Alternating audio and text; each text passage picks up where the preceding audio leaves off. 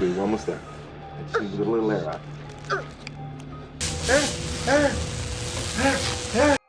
Hello दोस्तों, welcome to हॉररलैंड। आज मैं जो मूवी आपके लिए लेकर आया हूँ उस मूवी का नाम है the last house on the left. ये मूवी 2009 में रिलीज़ हुई थी और ये बहुत ही ज़्यादा डिस्टर्बिंग मूवी है। तो मैं आपसे रिक्वेस्ट करूँगा कि आप इस वीडियो को एंड तक ज़रूर देखें। तो इस मूवी की शुरुआत में हम दो ऑफिसर को देखते हैं जो कि अपनी कार में एक क्रिमिनल को अपने साथ में लेकर जा रहे थे जिसका नाम क्रग था। तभी रास्ते में रेलवे क्रॉसिंग आता है और वे लोग अपनी कार को वहाँ पर रोक देते हैं और इतने में एक दूसरी कार इनकी कार को टक्कर मार देती है जिससे कि दोनों ऑफिसर घायल हो जाते हैं। फिर दूसरी कार में दो लोग बाहर निकलते हैं जिनका नाम फ्रांसिस और सैडी था जो कि उस क्रिमिनल के साथ थे और उसे बचाने के लिए वहाँ पर आए हुए थे। फ्रांसिस क्रग का भाई था और सैडी क्रग की गर्लफ्रेंड। फिर इसके बाद वे तीनों मिलकर उन ऑफिसर को बुरी तरीके से मार देते हैं। अब सीन शिफ्ट होता है और हमें 17 साल की एक लड़की दिखाई जाती है जिसका नाम मेरी था जो कि एक स्विमर थी। उसके पेरेंट अपनी लाइफ में इतना ज़्यादा बिजी थे कि वो अपनी इकलौती बेटे के साथ ज़्यादा टाइम स्पेंड नहीं कर पाते थे। मेरी के फादर जॉन जो कि प्रोफेशन से एक डॉक्टर थे और एमा जो कि मेरी की मॉम थी। ये लोग मिलकर अपने एक लेक हाउस में वेकेशन मनाने के लिए जाते हैं जहाँ पर पहुँचने के बाद में हमें पता चलता है कि मेरी का एक भाई भी था और इसके बाद मेरी अपने पेरेंट्स से अपने फ्रेंड के पास जाने के लिए परमिशन लेती है, लेकिन उसकी मॉम उसकी सेफ्टी के लिए थोड़ा कंसर्न थी तो इस वजह से वो उसे जाने नहीं देना चाहती थी। लेकिन उसके फादर उसे जाने देने के लिए हाँ कर देते हैं और कार की चाबी के साथ कुछ पैसे भी उसे दे देते हैं। फिर मेरी अपनी एक फ्रेंड के पास पहुंचती है जिसका नाम पेज था जो कि सिटी के साइड एक स्टोर में कैशियर का काम करती थी। फिर बात करते करते दोनों का ध्यान एक लड़के पर जाता है जिसका नाम जस्टिन था जो कि उन्हें बहुत देर से देख रहा था। फिर जस्टिन पेज से एक सिगरेट का पैकेट मांगता है लेकिन वो भी अंडर एज था जिस वजह से पेज उसे सिगरेट का पैकेट देने से मना कर देती है, जिस पर जस्टिन उसे लालच देता है कि अगर वो उसे पैकेट दे देगी तो वे सभी मिलकर एंजॉय करेंगे।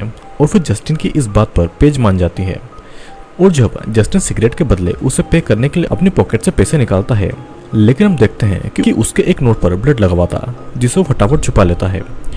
फिर वे तीनों मिलकर जस्टिन के घर पर पहुंचते हैं लेकिन मेरी घर के अंदर नहीं जाती है और उन दोनों का बाहर ही वेट कर रही थी। फिर पेज बहुत देर तक वापस नहीं आती है तो मैरी उसे देखने के लिए घर के अंदर जाती है। वो देखते हैं कि पेज और जस्टिन नशा कर रहे थे और पेज के इंसिस्ट करने पर मैरी भी उसे ज्वाइन करने के लिए मान जाती है। तभी मैरी के पास में उसकी मॉम का कॉल आता है और मैरी उनसे पेज के साथ नाइट स्पेंड करने के लिए परमिशन मांगती है। इतने में फोन का सिग्नल चला जाता है और पूरी बात हुए बिना ही फोन कट हो जाता है। अब वे तीनों मिलकर बहुत इंजॉय करते हैं। तभी वहाँ पर जस्टिन की फैमिली आ जाती है और ये वही लोग थे जिन्होंने उन ऑफिसर को मारा था। फिर हमें पता चलता है कि जस्टिन क्रग का बेटा है और फ्रांसिस जस्टिन का अंकल। क्रग जस्टिन पर बहुत नाराज होता है और कहता है कि पुलिस मेरे पीछे पड़ी हुई है और तुम यहाँ पर लड़कियों के साथ में मजे कर रहे हो। फिर इसके बाद क्रग उन लड़कियों को किडनैप कर लेता है जिस पर मेरी कहती है कि वो उन सभी के बारे में किसी को नहीं बताएगी, लेकिन फिर भी क्रग उन्हें नहीं छोड़ता है। अब मेरी जस्टिन से हेल्प मांगती है लेकिन जस्टिन मजबूर था और उनकी हेल्प वो नहीं कर पाता है। फिर पेज वहाँ से भागकर पुलिस को कॉल करने लगती है लेकिन फ्रांसिस उसे पकड़ लेता है और वो उसका फ़ोन तोड़ देता है और उसके साथ ही वे लोग मेरी का भी फ़ोन तोड़ देते हैं। अब बाद में वो लोग उन दोनों लड़कियों को किडनैप करके वहाँ से जाने लगते हैं और तभी रास्ते में मैगी को समझ आता है कि ये वही रास्ता है जो कि उसे लेक हाउस ले जाता है। ये देखकर मेरी चालाकी दिखाकर कार से भागने की कोशिश करती है लेकिन तभी कार का एक्सीडेंट हो जाता है और पेज मौका पाकर वहां से भाग निकलती है, लेकिन फ्रांसिस और सैडी उनका पीछा करने लगते हैं। अब भागते भागते पेज एक फैक्ट्री की तरफ आ जाती है और वहां पर मदद के लिए पुकारने लगती है, लेकिन इतने में ही वे दोनों आकर पेज को पकड़कर अपने साथ में वापस ले जाते हैं। अब क्रग जस्टिन से मेरी और पेज में से किसी का रेप करने के लिए उसे कहता है, लेकिन जस्टिन ऐसा नहीं करना चाहता था और इधर पेज उन सभी को गाली देने लगती है, जिस वजह से गुस्से में आकर क्रग और फ्रांसिस उसे चाकू से स्टेप करके मार डालते हैं। और फिर क्रग मेरी के पास में आकर बहुत ही बुरी तरीके से उसका रेप करता है और उसका रेप करने में सैडी भी उसकी हेल्प कर रही थी। फिर बाद में मेरी एक पत्थर उठाकर क्रैग के चेहरे पर मारकर वहां से भागने लगती है और भागते भागते वो नदी तक पहुंच जाती है। तभी क्रग उस पर गोली चलाने लगता है लेकिन मेरी को एक भी गोली नहीं लगती है और वो तैरकर नदी पार करने लगती है। फिर जैसे ही वो नदी के किनारे पहुंचती है तो मेरी को एक गोली लगती है जिस वजह से वो मारी जाती है। अब ये सभी लोग वहां से निकलकर एक लेक हाउस में मदद मांगने के लिए जाते हैं क्योंकि फ्रांसिस की नाक पर चोट लगी हुई थी और ये लेक हाउस एमा और जॉन का ही था, यानी कि मेरी के पेरेंट का। लेकिन इन चारों को ये बात नहीं पता थी और इस वजह से ये लोग उन दोनों से हेल्प मांगते हैं। फिर जॉन और एमा उन्हें अंदर लेकर जाते हैं और जॉन फ्रांसिस का ट्रीटमेंट करता है। एमा फिर उन्हें आज की रात वहीं पर उनके गेस्ट हाउस में रुकने को कहती है, क्योंकि बाहर बहुत ही तेज बारिश हो रही थी और उन लोगों के पास में कोई गाड़ी भी नहीं थी। फिर एमा इन सभी को कॉफ़ी बनाकर देती है और कॉफ़ी ख़त्म करने के बाद में जब जस्टिन अपना केप रखने के लिए किचन में जाता है तो फ्रिज पर लगी हुई मैगी की फोटो को देखता है और उसे देखने के बाद में उसे पता चल जाता है कि एमा और जॉन मैरी के पेरेंट हैं, लेकिन वो ये बात किसी से नहीं कहता है। यहाँ पर अब जस्टिन को ये रिग्रेट हो रहा था कि अगर वो उन दोनों को अपने साथ में नहीं बुलाता तो वे दोनों आज जिंदा होती। फिर जस्टिन मैरी का लॉकेट किचन में रख देता है और अब वे चारों सोने के लिए चले जाते हैं। और यहाँ पर एमा और जॉन को बाहर से कुछ आवाज़ें सुनाई देती है, जिसे चेक करने के लिए वो अब बाहर जाता है तो देखता है कि मेरी जख्मी हालत में घर के बाहर पड़ी हुई थी। फिर वे दोनों मेरी को अंदर लेकर आते हैं और एमा मेरी की बॉडी से गोली निकालने के लिए किचन में कुछ सामान लेने के लिए जाती है तो उसकी नज़र मेरी के लॉकेट पर पड़ती है, जिसे लाकर वो जॉन को दिखाती है और कहती है कि जब मेरी बाहर गई थी तो इस लॉकेट को उसने पहन रखा था। और उसे समझ में आ जाता है कि इस लॉकेट को ज़रूर जस्टिन ने वहाँ पर रखा होगा और इन सभी लोगों ने मेरी की हालत की है। अब जॉन मेरी का ट्रीटमेंट करता है और उसे समझ आ जाता है कि मेरी का रेप हुआ है। इसे देखकर जॉन को सभी पर बहुत गुस्सा आता है और फिर जॉन एमा से बोट की चाबी मांगता है और एमा उसे चाबी ढूंढकर दे देती है, जिसके बाद जॉन जाकर अपनी बोट को पानी में उतार देता है। इधर हम देखते हैं कि गेस्ट हाउस में वे सभी लोग सो रहे थे, लेकिन जस्टिन को नींद नहीं आती है और जस्टिन क्रक के पास में रखी हुई गन को उठा लेता है।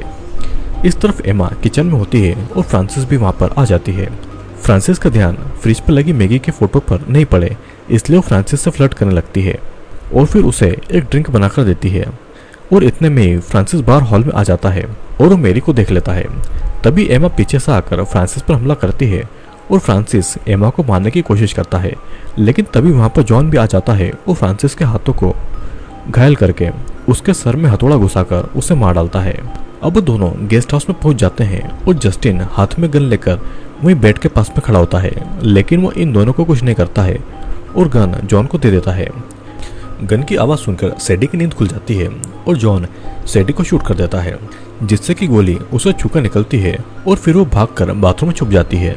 फिर एमा और जॉन सैडी को ढूंढकर मार देते हैं और क्रग भी खिड़की से कूदकर बाहर भागकर इन लोगों के घर में घुस जाता है। इधर हम देखते हैं कि क्रग घर में आ गया है और वो वहाँ पर अपने भाई की लाश देखता है।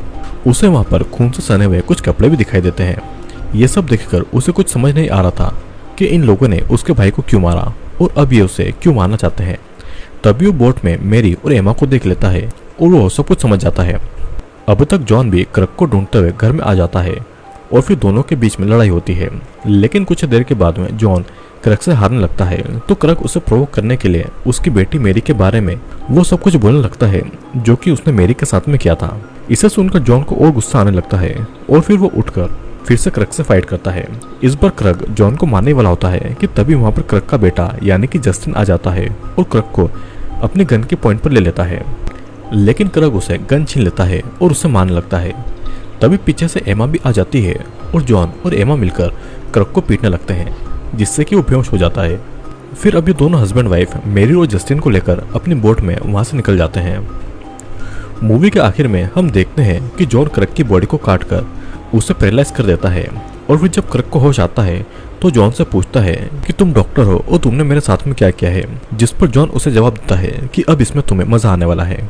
और फिर वो क्रग के सिर को माइक्रोवेव में रखकर माइक्रोवेव को ऑन कर देता है, जिससे कि क्रग को तकलीफ होने लगती है और कुछ ही देर में क्रग का सर फट जाता है और वहीं पर मारा जाता है। और इसी के साथ में ये मूवी यहीं पर एंड हो जाती है। दोस्तों, इस मूवी में हमने एक 17 साल की लड़की मेरी को देखा, जिसके पेरेंट अपने काम की वजह से उसे समय नहीं दे पाते थे, लेकिन वो उसे टाइम देने के लिए वेकेशन पर जाने का प्लान करते हैं। फिर वो अपने जंगल में बने एक लेक हाउस पर आते हैं, जहाँ पर मेरी अपने फ्रेंड के साथ में एक लड़के के घर पर जाती है, जहाँ पर उन्हें किडनैप कर लिया जाता है। वे लोग मेरी का रेप भी करते हैं और उसे मारने की कोशिश भी करते हैं, लेकिन जब मेरी के पेरेंट को इस बारे में पता चलता है तो वे उन सभी लोगों से अपनी बेटी के रेप का बदला लेता।